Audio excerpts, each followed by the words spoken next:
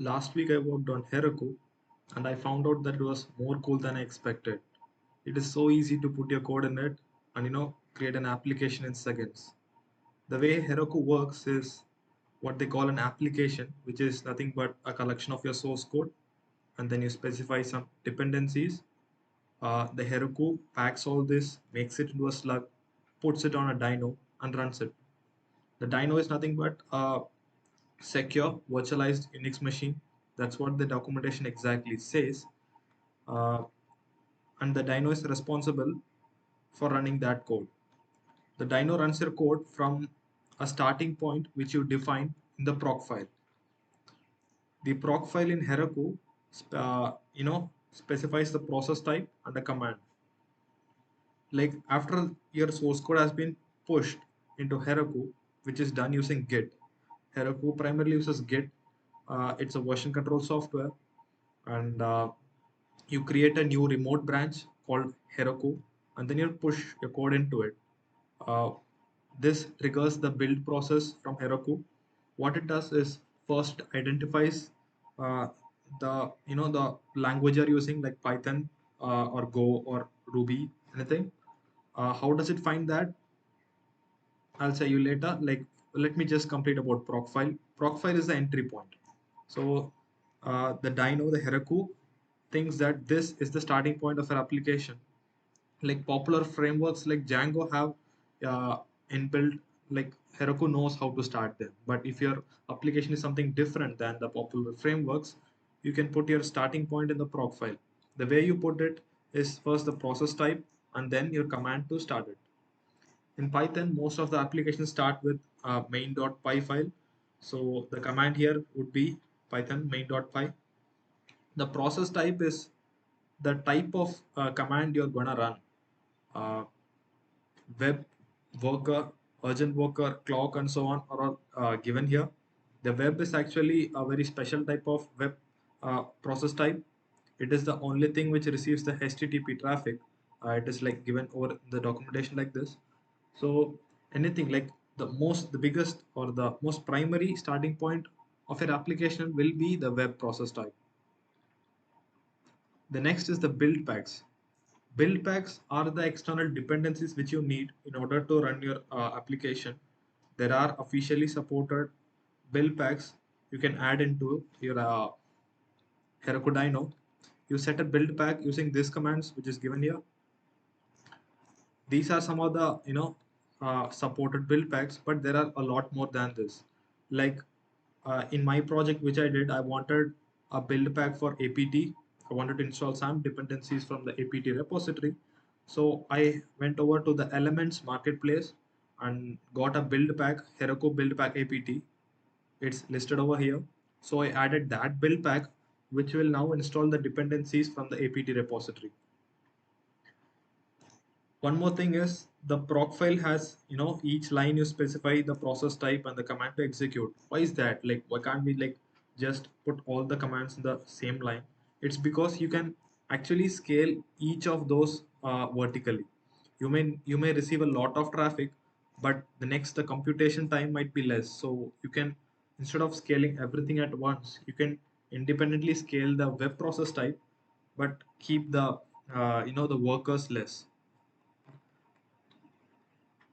What I did using this was what I call it UCLI. I wanted to share Unix shell in the web. So I can access that using even a mobile or an iPad. So what I did was first put a binary of TTYD. What's TTYD? It's a really cool tool which has been released in GitHub. Like, just start this repository, it's super cool. It shares the terminal over the web. What it does is you install TTYD in your computer, you run it, so your shell is now accessible over your local network. So what I did was put the same software on a Heroku Dyno. So now I will be able to access the Heroku's shell, the Dyno's shell over the web. What I put was the TTYD's binary. Now, why didn't I install it directly using build packs? Mm, that's because I tried doing that, but there were some shared library errors which I couldn't figure out how to solve it. So I thought the easiest way to accomplish this is put a directly a binary into it. And the next one file is called requirements.txt. Now this uh, thing is because it's a kind of cheat actually. The Heroku actually expects some kind of the language you're going to use for the entire software, right? So if it's a requirements.txt file which is used for Python languages, you list all the dependencies in there. Heroku automatically triggers a build system which involves Python. If there is a gem file in your code, in your source code, it triggers a Ruby build system. But since my whatever I'm doing does not require any of those software, I'm like just using the bash which is already there in a dyno.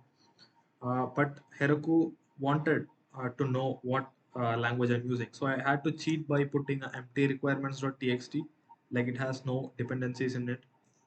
So now it thinks it's a Python application. The apt file is a requirement for the build pack I'm using. It's called the Heroku build pack apt, which requires a file called apt file, and I need to put all my dependencies in there. What I tried to install was Docker inside the dyno, but it proved to be a failure. The thing is, uh, it compiles your code, creates it to a slug, and then puts it on a new dyno, a fresh dyno, whenever you deploy it, and starts running. So this way, the Docker needs a daemon running, which is not possible in a Heroku's dyno. So I couldn't successfully install the Docker. Uh, Let me just show you how UCLI is right now. I just deployed it. So ucli.herokuapp.com. So this shares the shell of that dyno over the web. I can list it. It's basically all the files which I had uploaded in the remote of Heroku. I can create new ones. Uh,